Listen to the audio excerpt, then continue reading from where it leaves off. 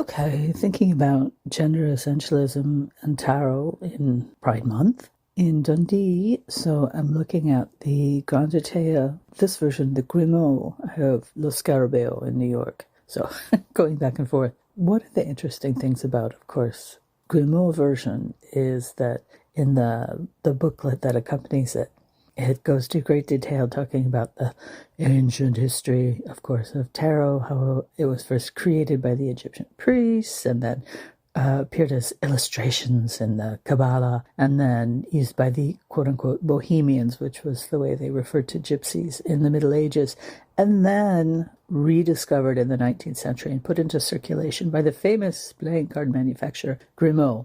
You'll notice the one person who doesn't get a mention is Etteilla.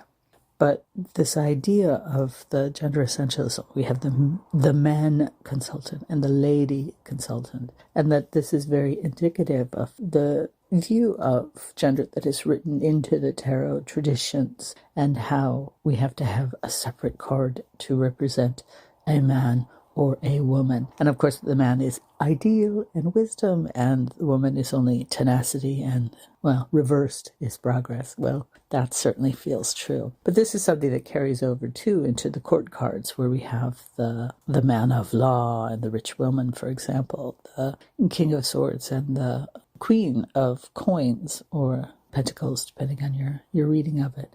But this tends to affect how we interpret the cards, and really is something that a lot of the modern card decks try to get around so that we don't have this kind of gender essentialism. It's interesting, too, that the Grimaud deck also still uses the titles, at least, from the Gabrielle de Paban explanation of the cards, including number 1 is Chaos, and number 2 is Hiram's Freemasonry, number 3, the Order of the Mopses.